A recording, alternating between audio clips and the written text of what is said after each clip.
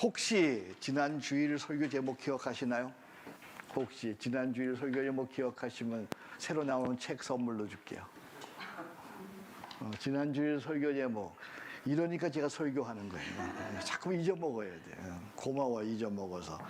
지난 주일 설교 제목이 좋은 신앙 복된 인생이었어요. 한번 따라합시다. 좋은 신앙 복된 인생. 좋은 신앙 복된 인생 어떤 모습일까요? 지난 주일 설교 시작하면서 그림 하나, 사진 하나 보여줬죠? 활짝 웃는 사진. 제 표현으로는 좋은 신앙 복된 인생은 어떤 환경 속에서도 환히 잘 웃는 거예요. 잘 웃는 거.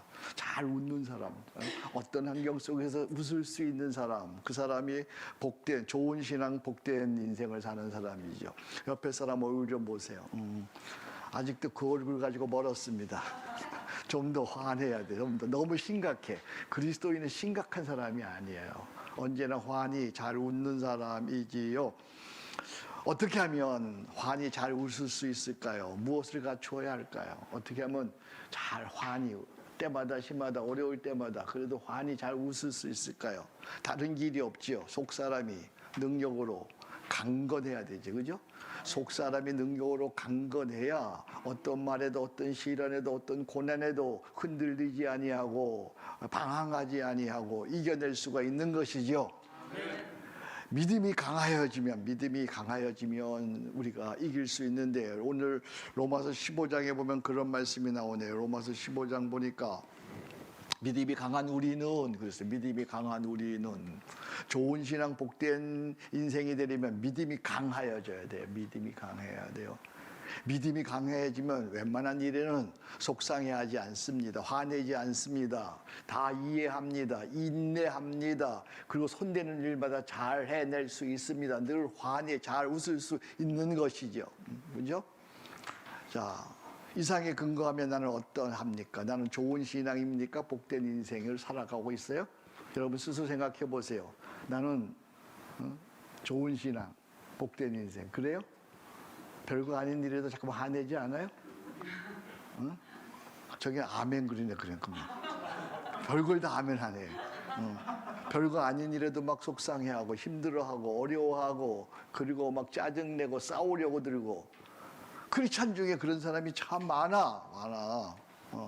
좋은 신앙 아니에요. 좋은 신앙. 아무리 기도 많이 해도 좋은 신앙 아니에요. 아무리 열심히 봉사해도 좋은 신앙 아니에요. 복된 인생을 사는 게 아니에요.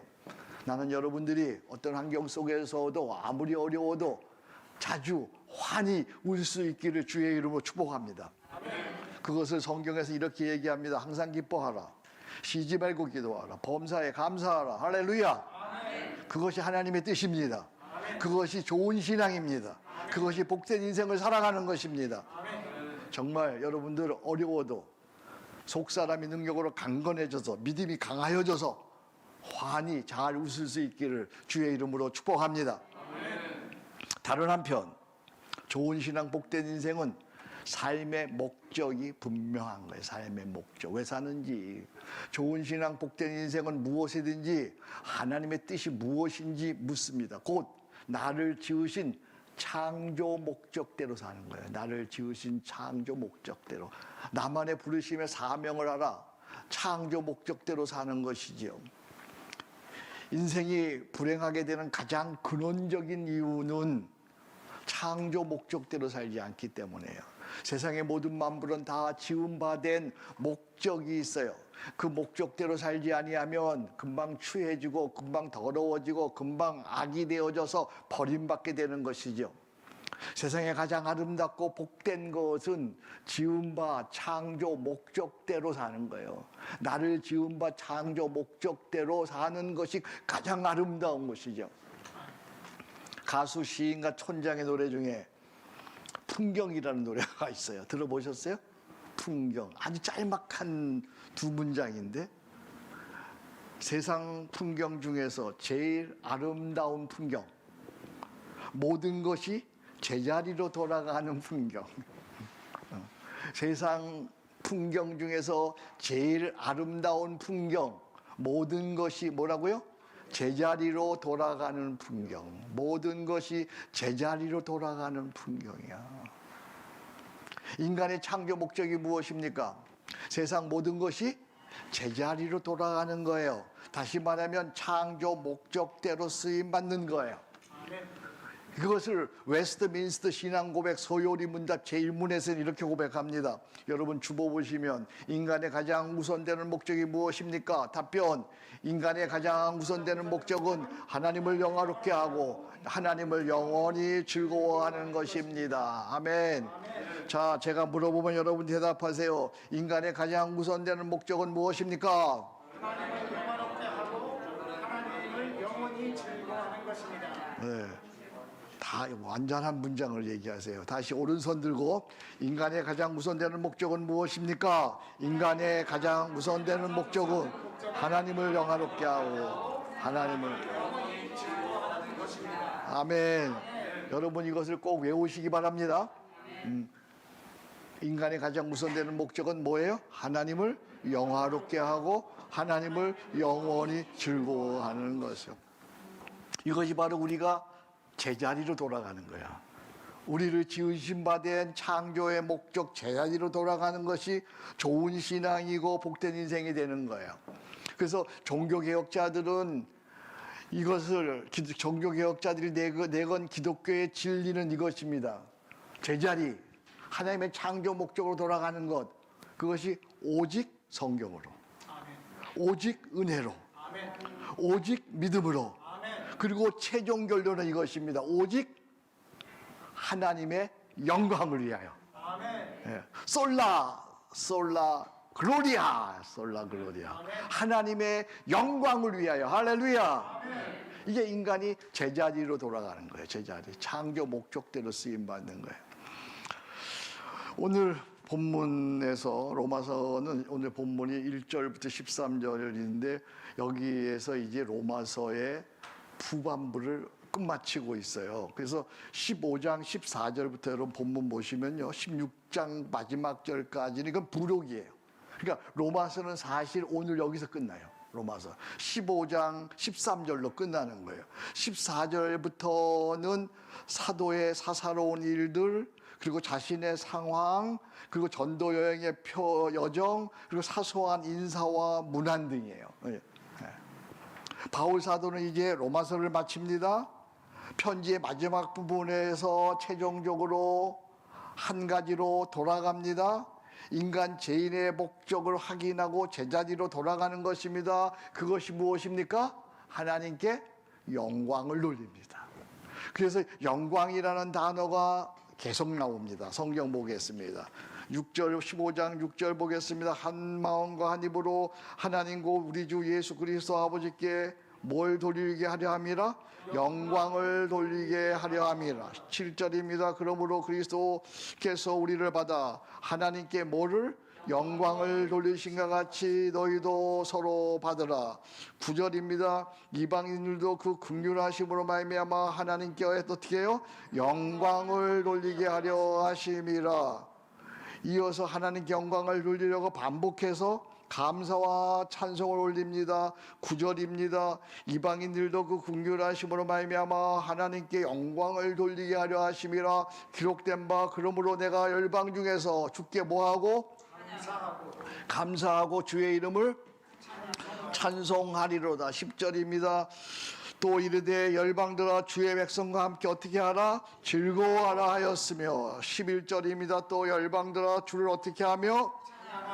모든 백성들아 그를 찬송할지로다. 아멘. 그러니까 본문에서 계속해서 하나님의 영광을 돌리자. 영광을 돌려라. 하나님께 영광을 돌리고 주께 감사하고 주께 찬송하자. 이런 말씀을 들으니까 절로 우리의 마음속에도 하나님께 영광을 돌리고 하나님께 찬송하고자 하는 마음이 일어나죠. 그죠? 하나님께 영광을 돌리시기 바랍니다. 영광을 돌리면 찬송하는 것입니다. 감사하는 것입니다. 성부 성자와 성령 영원히 영광 받으옵소서. 대초로 지금까지 또 길이 영원 모고 성삼위께 영광 영광. 할렐루야. 이렇게 내가 찬송하면 같이 하는 건데 눈치가 없으시네. 제가 찬송할 때는 같이 하면 같이 은혜가 됩니다. 네. 인생의 목적, 여러분들 제가 이제 뭐라고 묻든지 간에 하나님의 영광을 위해서 얘기하면 돼요. 인생의 목적은 무엇입니까? 삶의 목적은 무엇입니까? 나는 어려운 거 안 물어봐요. 자녀 양육의 목적은 무엇입니까? 여러분 사업하는 목적은 무엇입니까? 여러분 찬송하는 목적은 무엇입니까? 예배의 목적은 무엇입니까? 우리가 사는 목적은 무엇입니까? 할렐루야. 그러니까 하나님의 영광을 위해 사는 것이 좋은 신앙입니다. 그것이 복된 인생이 되는 비결인 줄로 믿습니다. 자, 그러면 질문합니다. 크리스찬인 우리가 어떻게 살아야 하나님께 영광을 돌릴 수 있을까요? 그게 오늘 핵심이야. 우리가 영광이라는 얘기 많이 했는데 어떻게 살아야 하나님께 영광이 되는지 알면 좀 가르쳐 주세요. 어떻게 살면 하나님께 영광이 되는 것일까요? 오늘 본문에서 이 사도 바울은 우리에게 하나님 영광이 되는 삶을 우리에게 잘 가르쳐 주고 있습니다. 하나님께 영광 돌리는 첫 번째는 첫 걸음, 첫 스텝은 이것입니다. 1절에 보십시다. 15장 1절.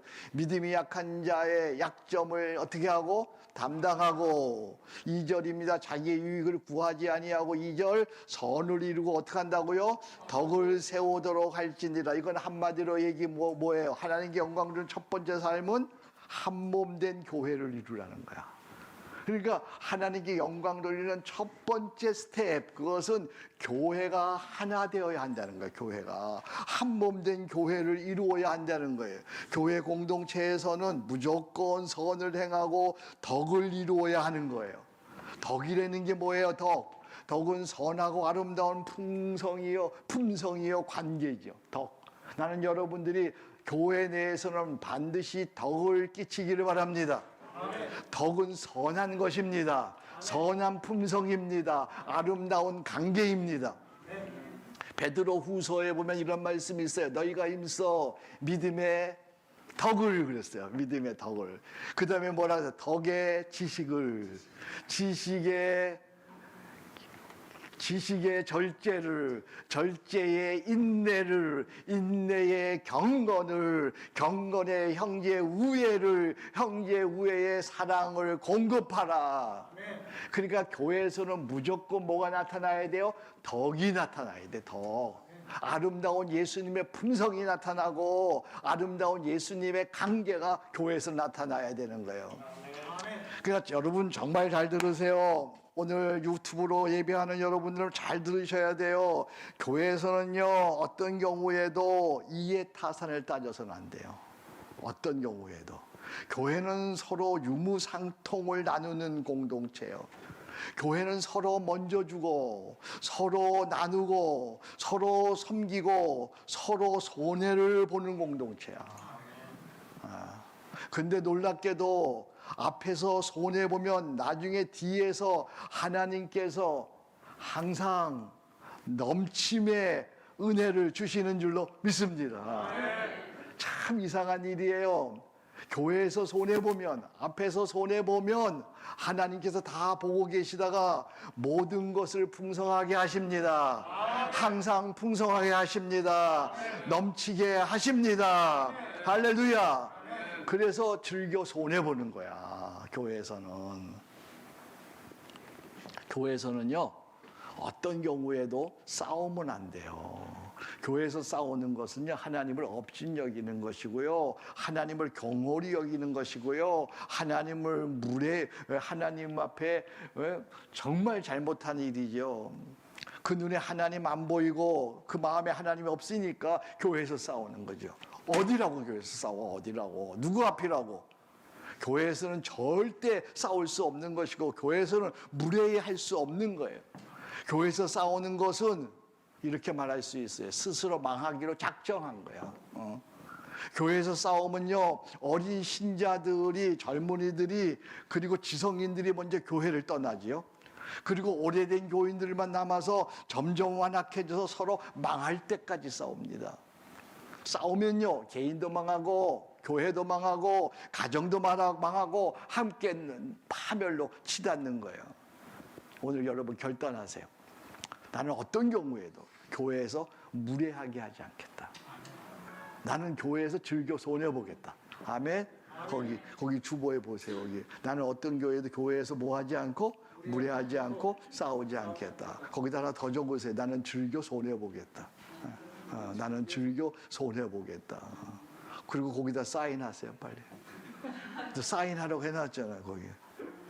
나는 어떤 경우에도 교회에서 무례하지 않고 싸우지 않겠다. 나는 즐겨 손해보겠다. 아멘. 나는 평생 교회에서 즐겨 손해봤어요. 그때 하나님께서 풍성하게 모든 것으로 항상 넉넉하게 채워주셨어요. 할렐루야. 아멘. 교회에서 즐겨 나누고 손해보며 하나된 교회를 이루기 위해 사도는 이런 결론을 내리죠. 7절입니다.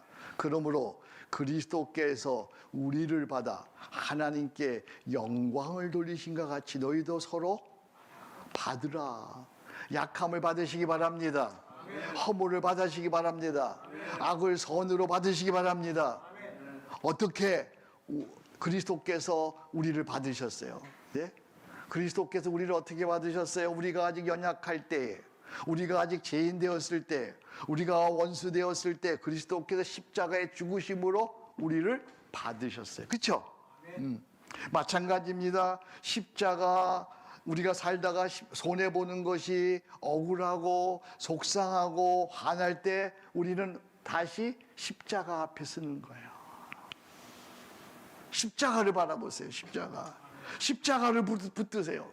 속상할 때 십자가 바라보시기 바랍니다. 화날 때 십자가 바라보시기 바랍니다. 억울할 때 십자가 바라보시기 바랍니다. 다시 십자가 앞에 서는 것입니다. 십자가를 붙드십시오. 나는 십자가에 죽습니다. 내 안에 사시는 그리스도를 생각하십시오. 끼리 엘레이손 하세요. 그러면 그 십자가 사랑으로 인하여 연약한 자들을 받을 수 있어요. 실수하는 자들을 받을 수 있어요. 나를 욕하는 자들을 받을 수 있어요. 그래서 한 교회를 이룰 수 있는 것입니다. 여기 하나된 교회를 이루는 교회사적 원칙이 있죠. 거기 주보에 있는데 본질적인 것은 뭐예요? 일치를. 비본질적인 것은 뭐예요? 자유를. 그 외의 모든 것은 뭐예요? 본질적인 것은 뭐예요? 복음이에요. 복음에는 우리가 일치를 하는 것이죠. 비본질적인 건 뭐예요? 교회 전통, 교회 습관, 교회 간습, 교회 기호. 사는 사람들마다 기호. 어떤 사람은 음주도 하고 흡연도 하고 그거 한다고 해서 천국 못 가는 거 아니에요. 안 하면 좋지만 그건 비본질적인 거야. 비본질적인 것 가지고 여러분들이 자꾸만 다투면 안 돼요. 비본질적인 것은 뭐예요? 자유를. 그의 모든 것은 뭐예요? 사랑으로. 어떤 사랑으로? 십자가 사랑으로. 십자가 사랑으로 우리가 사랑할 때에 억울한 것도 손해보는 것도 화나는 것도 이겨낼 수 있는 줄로 믿습니다. 이렇게 한몸된 교회를 이룰 때 그것이 하나님께 뭘 돌리는 거예요? 하나님께 영광 돌리는 거야. 그러니까 교회에서는 절대 무례하거나 싸우면 안 돼요. 교회에서 싸우는 건 하나님의 영광을 가리는 거야. 하나님의 영광을 가리는. 왜 그걸 몰라? 오늘 한국 교회가 싸우다가 망하잖아. 나는 여러분들이 가정에서나 교회에서나 직장에서 절대 싸우지 않기를 주의 이름으로 축복합니다. 선으로 악을 이기시기를 주의 이름으로 축복합니다. 십자가로 악을 이기시기를 축복합니다. 또 어떻게 하나님께 영광 돌리는 삶을 살 수 있을까? 두 번째인데요. 두 번째는 하나님의 구원을 감사하고 찬양하십시오. 하나님의 구원을 감사하고 찬양하십시오. 오늘 사도는 7절에서 오직 하나님의 영광을 위해 사신 한 분 그리스도를 소개합니다. 그 호칭이 참 특이해요. 여기 보니까 7절 보니까 할례의 추종자가 되게 하셨어요. 그랬죠? 할례의 추종자. 한번 따라합시다. 할례의 추종자. 여기 할례는 남자의 생식기를 칼로 자르는 거죠. 그러니까 가장 중요한 언약이죠. 하나님과의 언약의 표징이 그것이 할례예요. 하나님과 언약의 표징. 그리고 아브라함이 최초로 할례를 받고 하나님과 언약을 세우죠. 그래서 창세기 17장 10절에 보면 할례를 받으라. 이것이 너희와 너희 후손 사이에 지킬 언약이니라. 그러니까 곧 그리스도 하나님의 언약을 신실하게 지키는 추종자, 신실한 종, 신실한 일꾼이 예수 그리스도라는 것이죠. 예수님께서 언약대로 성육신 하셨습니다. 예수님께서 언약대로 십자가에 죽었습니다. 예수님께서 언약대로 부활하셨습니다. 아멘 하셔야 돼. 예수님께서 언약대로 승천하시고 다시 오시는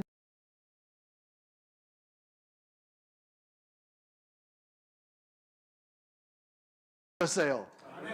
이제 세상 모든 크리스찬은 하나님의 구원에 감사하고 찬양을 드려야 되죠. 그것이 9절에서 11절인데, 자 9절만 내가 읽겠습니다. 이방인들도 그 긍휼하심으로 말미암아 하나님께 뭘 돌리게? 영광을 돌리게 하려 하시고 기록된 바 그러므로 내가 열방 중에서 주께 감사하고 주의 이름을 찬송할지니라. 아멘. 여기 보세요. 예수 십자가를 여러분 보세요. 십자가. 자, 십자가를 내가 여기 십자가 없어요?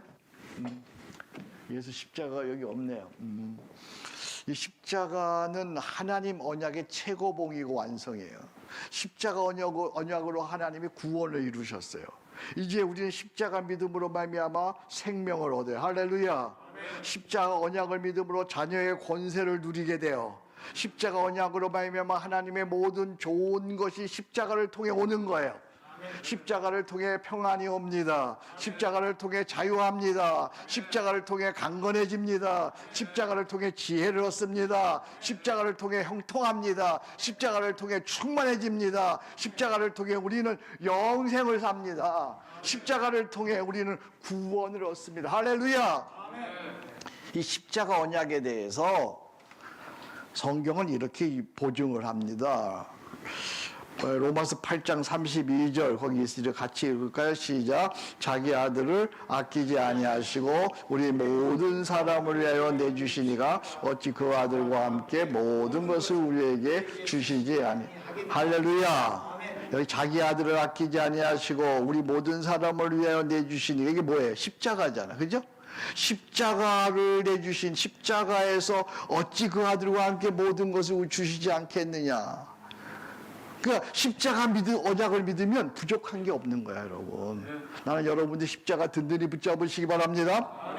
십자가를 붙들면 부족함이 없습니다. 두려워하지 마십시오. 염려하지 마십시오. 우울해하지 마십시오. 불평하지 마십시오. 그것은 불신앙입니다. 십자가 언약을 믿지 않는 겁니다. 십자가 그건 뭐예요? 자기 아들을 아끼지 아니하시고 우리에게 내어주신 하나님의 놀라운 사랑 아니에요. 십자가 자기 아들까지 주셨는데 우리에게 다른 것 주시지 않겠느냐 그 말이잖아요. 십자가를 든든히 붙잡으시기 바랍니다. 십자가 든든히 붙잡고 날마다 이기며 나가세. 머리에 면류관 쓰고서 주 앞에 찬양할 때 십자가 든든히 붙잡고 날마다 이기며 주의 권료만 쓰고서 주 앞에 찬양할 때까지. 할렐루야. 십자가로 이기시기 바랍니다. 자기 아들을 아끼지 아니하시고 내어주신 그 십자가 놀라운 사랑 그것만 붙들면 여러분은 넉넉히 이기게 되는 줄로 믿습니다. 하나님께 영광을 돌리는 삶 이것으로 충분하지 않아요. 하나 더 있어요. 하나님께 영광 돌리는 삶 셋째는 어쩌면 이게 제일 중요할지 몰라. 세상에 소망을 보여주고 소망을 넘치게 하십시오. 세상에 소망을 보여주고 소망을 넘치게 하십시오. 13절, 오늘 본문 13절 중요한 오늘 요절 말씀입니다. 같이 읽습니다. 소망의 하나님이 모든 기쁨과 평강을 믿음 안에서 너에게 충만하게 하사 성령의 능력으로 소망이 넘치게 하시기를 원하노라. 할렐루야.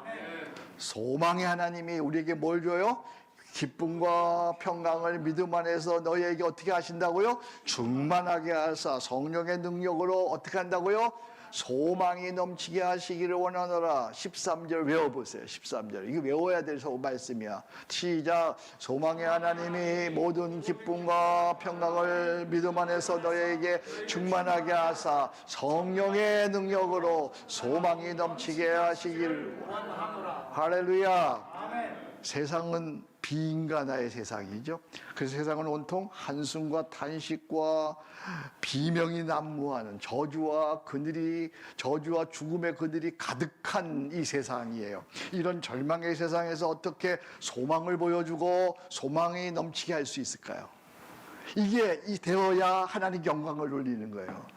비명과 저주와 죽음과 탄식과 한숨이 가득한 세상에서 어떻게 우리는 하나님께 영광을 돌리는 삶을 살 수 있을까? 소망을 보여줄 수 있을까? 첫 번째, 하나, 오직 그리스도께 소망을 두십시오. 오직 그리스도께 소망을 두십시오. 우리가 살면서요, 자, 저를 보세요. 여러분들, 설교할 때는, 여러분 말씀 들을 때는 잠깐만 강사를 봐야 돼. 앞에 있는 목사님과 얼굴이 마주쳐야 이게 은혜가 돼요. 자꾸만 눈을 감으면 은혜가 안 되고 평안이 와서 잠을 자요. 잠자는 것도 은혜긴 은혜야. 교회 와서 잠자는 것도. 우리가 살면서 상황과 사건에 일비일비하면 늘 흔들리고 불안해지고 불행해지죠. 그죠? 사건에 따라 울고 웃으면. 그러니까 상황이 아니라 언제든 우리는 언약, 하나님의 언약인 예수 십자가에 소망을 두는 거예요. 자기 아들을 아끼지 아니하시고 내어주신 하나님의 십자가의 언약. 할렐루야. 여기에 우리는 소망을 두는 거예요. 여기에 소망을 두면 늘 아무리 어려워도 어떤 마음이 오지요? 하나님이 나를 사랑하신다. 아멘. 하나님이 나와 함께 하신다. 하나님이 고통 가운데도 합력해서 선이 되게 하신다. 이 고통을 반드시 선으로 인도해 주신다. 그러니까 아무리 어려운 일이 있어도 자기 아들을 아끼지 아니하시고 내어주신 하나님의 십자가의 언약에 내 눈길을 보내면 거기에 딱 고정하고 있으면 평안할 수 있습니다. 자신감이 생깁니다. 좋은 일에는 겸손하게 됩니다. 감사하게 됩니다. 더 복된 일이 됩니다. 아멘. 나는 여러분들이 어려운 일이 있을 때, 힘든 일이 딱 있을 때 잠깐 상황 바라보지 않았으면 좋겠어요. 상황 보고 이런 사건 바라보지 않았으면 좋겠어요. 언제 우리에게 어렵지 않은 때가 있었어요? 난 내 인생 살아오면서 항상 어려웠어요. 항상 힘든 일이었어요. 근데 자기 아들을 아끼지 아니하시고 내어주신 하나님의 사랑, 하나님의 그 십자가를 바라보면 아하, 하나님이 나와 함께 하신다. 나를 도우신다. 고난 중에도 하나님의 선한 뜻이 있다. 반드시 이것이 합력해서 선이 된다. 이런 믿음이 생기고 자신감이 생기고 지혜가 생겨서 그 일을 이겨낼 수 있었어요. 아멘. 할렐루야. 아멘. 오직 그리스도께 소망을 두시길 바랍니다. 아멘. 그것을 12절에 이렇게 얘기하네요. 이새의 뿌리 곧 열방을 다스리기 위하여 일어나시니가 열방이 그에게 뭘 두리라? 소망을 두리라. 할렐루야. 두 번째, 소망의 뿌리를 어디에 두라? 뿌리를, 아까 소망을 바라보라 그래. 여기 뿌리를 어디에 두어요? 성경에 두라는 거예요. 성경. 소망의 뿌리를 성경에 두라는 거예요. 내 소망의 뿌리를, 여러분들 소망의 뿌리를 성공에 두거나 내 직위에 두거나 소유에 두거나 백에 두면 어떻게 돼요? 늘 흔들리죠. 그죠? 소망의 뿌리가 성공에 두고 소망의 뿌리가 어떤 힘 있는 사람에게 두면 어떻게 해요? 늘 그 사람이 잘 되거나 안 되는 것에 의해서 흔들리고 불안하고 방황합니다. 근데 우리는 소망의 뿌리를 어디에 두어야 한다고요? 솔라 스크랍투라, 오직 성경에 두는 거예요. 할렐루야. 시편 119편 105절에 보니까 여러분 잘 아는 말씀인데 누가 외울 수 있어요? 119편 105절, 주의 말씀은 내 발의 등이요 내 길의 빛이니이다. 주의 말씀에 뿌리를 내리면 말씀이 내 앞에 뭐가 돼요? 빛이 돼요. 그래서 내 앞에 있는 어려운 문제들을 다 해결해 주는 줄로 믿습니다. 주의 말씀에 뿌리를 내리면 이 성경은 말씀이 뭐가 돼요? 등이 돼요. 등이. 길이 되어요. 길이 된다는 건 뭐예요? 내 먼 미래도 밝히 비추어서 그 문제가 해결되는 거죠. 이 성경, 나는 여러분들이 인생을 살아가면서 말씀이 빛이 되고 말씀이 길이 되기를 축복합니다. 이 성경의 근간은 세 가지잖아요. 그죠? 사도신경이고 십계명이고 주기도야. 그죠? 그래서 아침에 사도신경으로 기도하고 정오에 십계명으로 기도하고 밤에 주기도로 기도하면 이 말씀이 내 앞에 빛이 되고 내 길에 내 인생의 길이 되어서 내 인생을 해결해주고 복되게 인도해주는 줄로 믿습니다. 그래서 쉬지 않고 기도하는 사람들이 이구동성으로 하는 놀라운 고백이 있어요. 그 고백이 뭐냐면 기도한 대로 되네. 할렐루야. 기도한 대로 되네. 할렐루야. 노래한 대로 되네. 생각한 대로 되네. 나는 여러분들이 사업이 되기를 축복합니다. 목회가 되기를 축복합니다.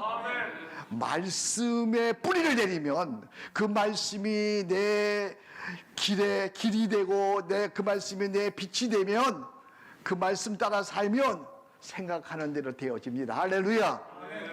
이것을 4절에서 이렇게 말씀합니다. 4절입니다. 우리 한번 같이 읽어봅니다. 시작. 무엇에든지 전에 기록한 바는 우리의 교훈을 위하여 기록된 것이니 우리로 하여금 인내로 또는 성령의 위로로 소망을 뭐로 소망을 갖는 거예요? 성령의 위로로. 아멘.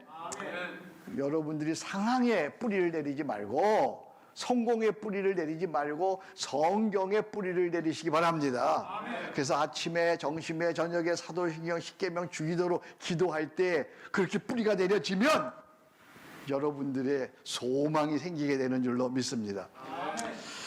자, 세 번째는 성령의 감화에 순종하십시오. 성령의 감화에 순종하십시오. 소망의 하나님이 모든 기쁨과 평강을 믿음 안에서 너에게 충만하게 하사 성령의 능력으로 소망이 넘치게 하시기를 원하노라. 자, 이제 한 크리스찬을 소개하고 싶어요. 그는 중소기업을 경영하는 사장인데요. 어느 날 보니까 회사의 돈이 자꾸만 이렇게 없어지는 거예요. 결손이 생기는 거예요. 그래서 회계 감사를 의뢰를 했어요. 감사 결과 경리과 직원이 300만 원을 횡령했다는 사실을 밝혀낼 수가 있었어요. 처음에는 펄쩍펄쩍 뛰던 그 직원은 확보한 증거 앞에서 혐의를 인정할 수밖에 없었어요. 사장은 바로 여직원을 해고하고자 했으나 기도하는 가운데 그녀의 속사정을 알아보는 것이 순서라는 그런 마음이 들었어요. 여직원을 혼자 세 자녀를 키우느라고 생활고에 쪼들렸고요. 그러다 보니까 빚이 늘어나서 회사 돈을 횡령한 거예요. 여직원은 자신의 잘못을 진심으로 뉘우치고 그리고 용서를 구했어요. 그리고 해고 후에는 반드시 돈을 갚겠다고 약속을 합니다. 그런데 사장은 기도하는 가운데 그녀를 해고하지 않는 쪽으로 결론을 내렸습니다. 그 대신 횡령한 돈에 대해서는 매월 일정액씩 갚아 나가기로 했어요. 이제 그런데 이후에 사장의 처신이 남달랐어요. 사장은 그녀가 이렇게 그녀를 알아보는 가운데 크리스찬이라는 사실을 알았습니다. 그래서 이 사장은 그녀가 다니는 교회를 찾아가서 목사님을 만나서 얼마의 목적 헌금을 드렸어요. 그리고는 자신의 이름을 밝히지 않고 교회가 그녀를 위해 구제비 형식으로 돕도록 부탁을 했어요. 와, 우리가 항상 하는 얘기 안 해도 되는 일, 그죠? 이것이 바로 좋은 신앙, 복된 인생을 사는 크리스찬이에요. 나는 한성 공동체에서 바로 이런 좋은 신앙, 복된 인생을 사는 크리스찬을 배출하고 싶어요. 안 해도 되는 일이었어요, 그죠? 교회를 찾아가서 그 목사님에게 일정 금액을 드리고, 그리고 무명으로 교회에서 구제금을 그 자매에게 이렇게 주면서 문제를 해결하도록 하는 그 놀라운 그 마음. 이런 마음이 어디서 나온 걸까? 하나님 사랑하는 십자가 사랑에서 나온 줄로 믿습니다. 말씀을 정리합니다. 좋은 신앙, 복된 인생은 솔라 그라리아, 오직 하나님께 영광을 돌리는 것입니다. 하나님께 영광 돌리는 일은 먼저 한 몸 된 교회를 이루는 것입니다. 하나 된 교회가 하나님께 영광입니다. 날 구원하신 하나님께 감사하고 찬양하는 것입니다. 항상 감사하고 찬양하는 것이 하나님께 영광 돌리는 일입니다. 마지막으로 절망의 세상에서 소망을 보여주는 것입니다. 절망의 세상에서 어떻게 소망을 보여줍니까? 십자가 사랑으로 소망을 보여주는 것이 하나님께 영광이 되는 줄로 믿습니다. 그래서 사람들이 우리에게 물어야 돼. 예수 믿지 않는 사람들이 물어야 돼. 당신은 그 어려운 가운데 그렇게 기쁨으로 살아가는 이유가 무엇입니까? 세상 사람들이 우리를 향해서 물어야 돼. 이렇게 어려운 세상에서 목사님은 기쁘게 감사로 소망 가운데 살아가는 이유가 무엇입니까? 아무개 장로님, 아무개 집사님, 아무개 형제님, 아무개 우리 집사님, 이렇게 다들 어려워하는데, 힘들어하는데, 두려워하는데 당신은 그래도 기쁨 가운데 소망 가운데 살아가는 이유가 무엇입니까? 그렇게 물어볼 때 우리는 대답할 수 있어요. 어떻게 대답해요? 베드로전서 3장 15절입니다. 다 같이 읽습니다. 시작. 너희 마음에 그리스도를 주로 삼아 거룩하게 하고 너희 속에 있는 소망에 관한 이유를 묻는 자에게 대답할 것을 항상 준비하되 온유와 두려움. 아멘. 하나 된 교회를 이루시기 바랍니다. 항상 감사하시고 찬양하시기 바랍니다. 절망의 세상에서 소망을 보여주기를 주의 이름으로 축복합니다. 하나님 아버지 감사합니다. 오늘도 저희들을 부르시고 오직 하나님의 영광을 위하여 살도록 우리에게 말씀해 주심을 감사합니다. 하나님, 우리가 살아가면서 교회를 섬길 때 어떤 경우에도 교회에서 싸우거나 무례히 행하지 아니하도록 성령님 우리를 늘 붙잡아 주시옵소서. 항상 감사하고 항상 찬양하게 하옵소서. 절망의 세상에서 십자가 사랑으로 소망을 보여주는 저희가 되게 하셔서 하나님께 영광을 돌리게 하옵소서. 예수님 이름으로 기도합니다. 아멘.